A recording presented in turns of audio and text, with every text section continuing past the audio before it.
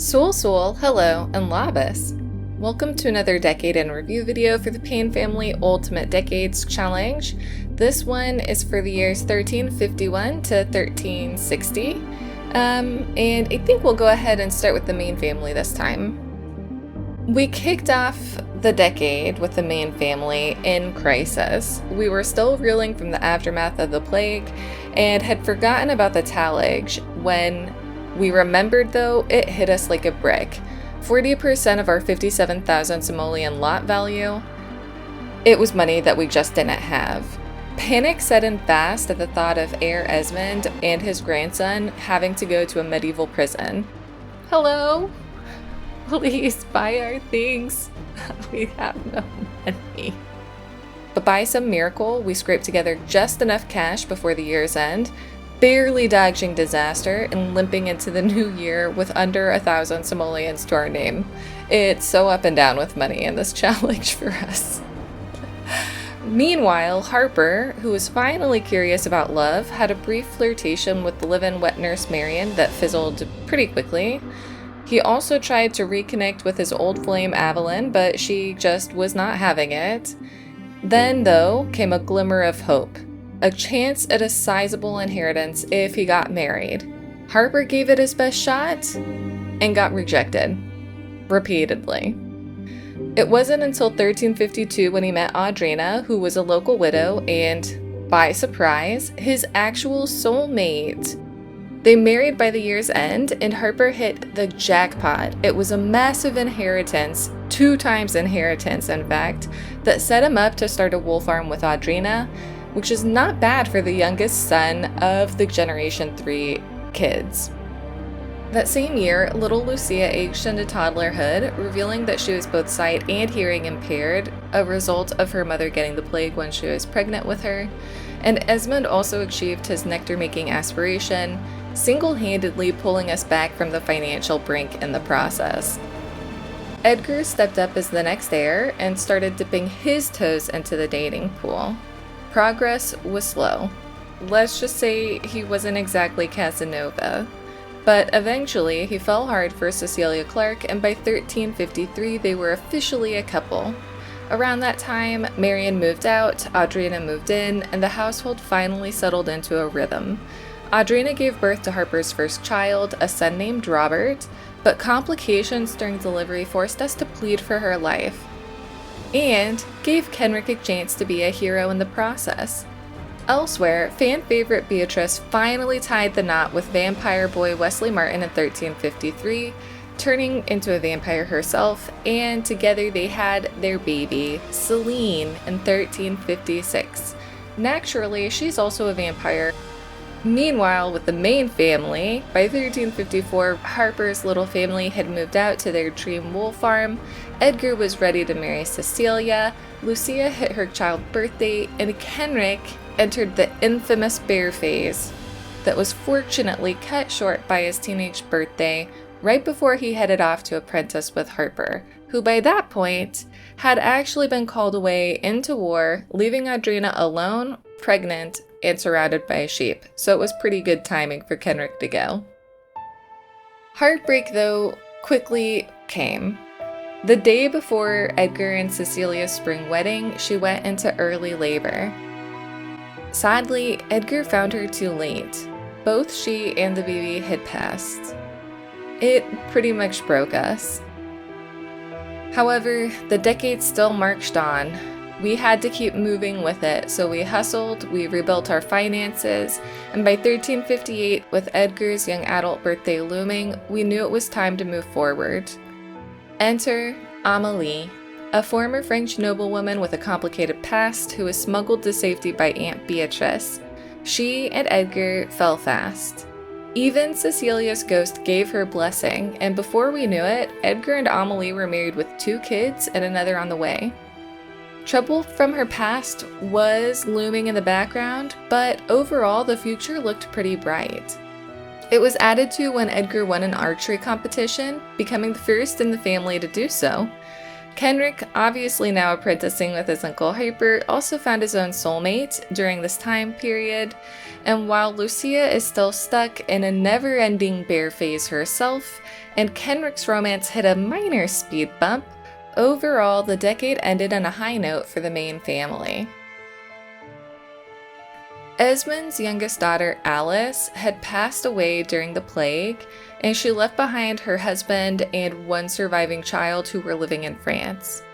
For them, the decade was mostly just the quiet and slow passage of time with only 2 birthdays, but right at the end of the decade, Gideon II had become a teenager, had married, and had welcomed the first of his 2 baby tries successfully into the world, giving us a glimmer of hope for Alice's legacy. The Smiths, who are definitively one of the most beloved side families, had a dramatic but hopeful decade. After closing out the previous era with just 1 of 4 children surviving, the 1350s were all about rebuilding for them. Armed with 11 baby tries, they went full force, using nearly all of them and ending the decade with 5 surviving kids and another one on the way. However, it wasn't all smooth sailing for them. Kate failed her adult birthday role and was marked for death at some point in the future, and the family suffered the loss of 2 more children. Still, compared with the devastation they had started the decade with, it was a decade of healing and resilience for them. Decimated after the plague with only 2 Hogans left, the line seemed to be in pretty sincere trouble. Rollo managed to somewhat turn the tide. He did marry Marielle, a local widow, and from his 4 baby tries, 2 of their children survived. It wasn't much, but it was a start for them. Meanwhile, Alaric, who, if you've forgotten, is the illegitimate child of Henry of Grosmont and Ivor Hogan, was taken to squire for his father during the next part of the 100 Years' War. After that, he was brought back to the Lancastrian estate to be provided with a path forward, a little bit of a step up in life, but was never going to be acknowledged as a legitimate son, leaving some question marks about what his future is going to look like. The Greystroke survived the plague with their core Sims intact, even if everyone they loved, including their children, had been lost. The 1350s became a decade of quiet recovery and fresh starts for them because of this. In 1352, when Marianne left the main household because Lucia no longer needed her, she was introduced to James Greystroke through the main family, and the 2 of them hit it off quickly and chose to marry, which gave Marianne a new home and a second chance in life. By 1353, they welcomed their first child, though heartbreak followed when the baby didn't survive. Despite multiple losses across 6 baby attempts for them, the decade closed with 2 surviving children and cautious hope for the future, though Marianne had also failed a previous role and was also marked for demise. Elsewhere in the family, Jefferson II, who had been grieving the loss of his wife and 2 children to the plague, made an unexpected match with Evelyn. Together, they had 2 sons who both survived the decade, offering a rare bright spot in an otherwise somber stretch of years for everyone. As for Heath and Idis, they took a more adventurous path. Not long after the plague, the 2 of them set off for Spain, where they landed in favor with a local noble house. At first, they worked at a tavern and lived kind of a humble innkeeper's life until things took a turn. Idis was proposed to autonomously by the local lord, and just like that, she rose in station, moved to the Flores estate, got married, had 2 of her 3 baby tries, who were both girls, and left us all wondering what might happen if the 3rd child doesn't turn out to be an heir, even though her husband loves her pretty desperately. Back at the tavern, Heath lived out his best bard life. When his soulmate Ingrid came to visit, she ended up pregnant. During the birthing process, she failed her role, but Heath actually managed to save her life. They never have tied the knot, they aren't planning to, but for now they're raising their 2 children together, happy in their own way, and unconcerned with convention or what other people around them think. This decade, Grania was kind of everywhere, always lingering in the background as if heralding the chaos to come. Gree and Kennard had moved into Adam Fitzroy's household to care for their orphaned grandchildren after the plague took Adam down, while Osmond, though also young, had become kind of a head of the household for his own little group of survivors. Meanwhile, Edwin was still haunted by the losses he'd witnessed to childbirth, including his sisters. So when his wife Lorena went into labor in 1354, he was completely on edge, and as it turned out, for good reason. She gave birth to triplets, because of course she did. That's just what seems to happen with the Jacobsons. She failed her role and she passed. Edwin tried to bargain with Grimm, but he could not bring her back, and that left him with 2 small babies to raise on his own, and an unwillingness to put any other woman in that position ever again. His brother Kieran, finally healing from the loss of his soulmate to the plague, found love again and married his longtime friend Isla Covington. However, the happiness didn't last, of course, because they're Jacobsons. He and his family, including his nephews, were sent to war, and while he was away, Isla, who was pregnant, although he didn't know it, was targeted by Grania, who had aligned herself obviously a long time ago with their malevolent aunt Rhiannoch. Isla fought back fiercely, but Rhiannoch ultimately cursed her to be trapped into an object, frozen in time, and difficult to locate. That wasn't the end though, because by 1356 the Spellcaster drama exploded. Grania returned for her fated showdown with her brother, revealing to her stunned parents that not only was she alive, but she had been twisted by years of manipulation. In the battle that followed, tragedy struck. Gree took a killing curse meant for her resurrected daughter, and Edwin, trying to save his mother, was struck down as well. That moment, as awful as it was, broke something in Grania. She realized that she did not want to go through with her aunt's plans, that wasn't the life that she wanted for herself, but Rhiannoch pushed harder, murdering Kennard to try and force Grania's hand. Instead of falling back into the pattern of listening to her aunt, though, Grania made a final choice. She turned against Rhiannoch, despite knowing that she could never beat her. She realized that Rhiannoch would never stop hunting their family, and so Grania sacrificed herself, binding her life to her aunt's in a powerful spell that ended both of them, but also miraculously brought Edwin back to life. In the aftermath of all of this, though, Kieran was accused of sorcery and he was exiled, leaving him with no way to free his cursed wife.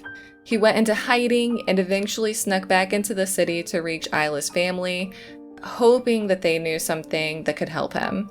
With their help, he set out with her brother in search of a red-haired witch in Spain, his only hope of breaking the curse and saving his unborn children.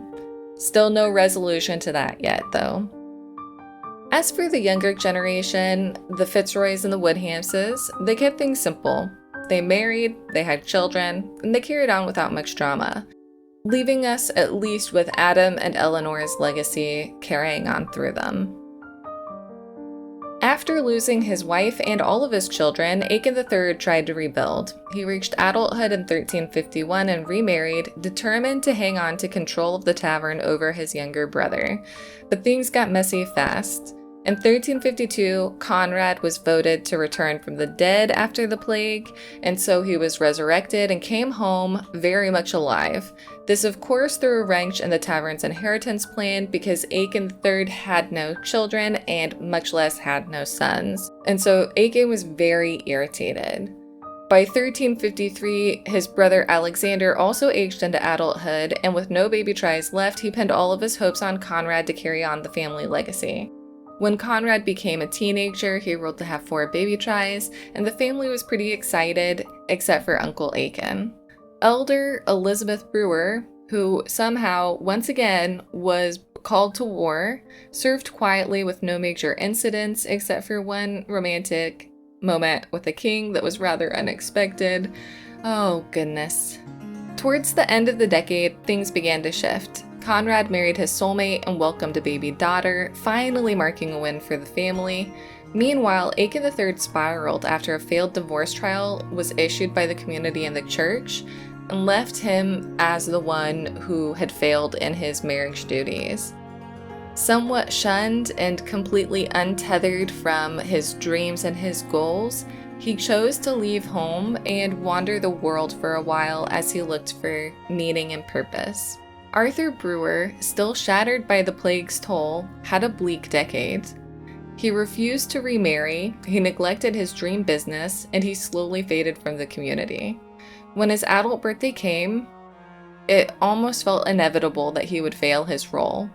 However, at least a glimmer of hope was left in his son, Sawyer, who became a teenager and enrolled for marriage. The family remained under a cloud of suspicion due to Arthur's late wife's somewhat shady dealings. Accusations of theft were left unresolved, there was tension in the community, and all of that was about to come to a head in 1361. Far from home, Seamus was finally making his way back to Lithuania after being away for over 2 decades. His journey kind of took an unexpected turn when he accidentally crossed paths with a son that he didn't know was his own in Italy, and actually managed to meet his grandson Eduardo. When they parted ways, Seamus and his son never realized that they were father and son, and it would be a while before Seamus would realize. For Joris and his household, the decade brought heartbreak. In 1351, Eduardo's half-brother died on his teenage birthday, and shortly after that, a devastating fire consumed their entire home, claiming Eduardo's mother and leaving them homeless. Around that same time, Seamus had made it back to Lithuania, and he was reunited with the daughter he also hadn't known that he had until he got there. The two of them slowly built a relationship as they learned about each other and processed how many Sims they'd loved and lost in their lifetimes. By this point though, Johanna was a fully grown Sim. She had already married Zachariah Lance in 1351. It had started as a practical partnership between two survivors, but along the way, it had turned into genuine love and emotional support.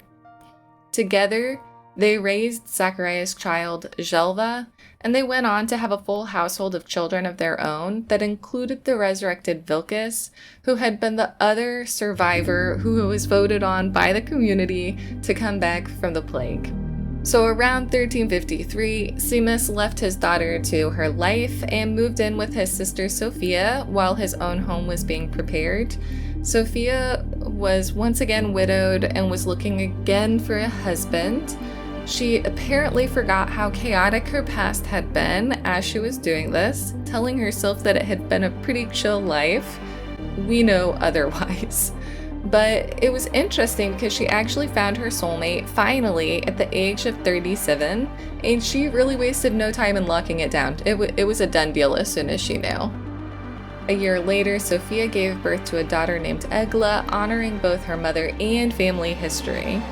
That same year, Sten aged into a young adult and quickly cemented his reputation as one of the messiest Sims in the legacy. With 8 baby tries and no intention of marrying, he juggled multiple lovers with mixed results. By the decade's end, he'd used 5 of his baby tries and had 3 surviving children, including a set of twins that he had with the daughter of his mother's best friend. Yikes. Unfortunately for him, but maybe fortunately for the Sims in his immediate proximity, he was stolen away before even knowing that he had kids, and his current location still remains a mystery. Sofija wrapped up her baby tries with the birth of a final baby boy, and overall, her household settled into a surprisingly happy and stable rhythm. Though there was a near miss involving her third husband's misread death roll that nearly ended in disaster. Shout out to the comment section for literally saving a Sim's life. Meanwhile, Seamus finally moved into his own home with his new wife, Evalda. After a long trail of heartbreak and mistakes, he had finally matured into a loving husband and father. Together, Evalda and Seamus welcomed 3 boys, finishing his baby tries just as he entered his elder years. For a family consistently plagued by drama and by tragedy, this bridge actually seemed to finish on a positive note. So all in all, it was a pretty eventful decade. What will happen next? Only time can tell. Anyways, I hope you've enjoyed this decade in review. Let me know in the comments what your favorite moment of the past decade was, or what you think might happen next. Thank you so much for watching, and I will see you in the next one. Bye bye!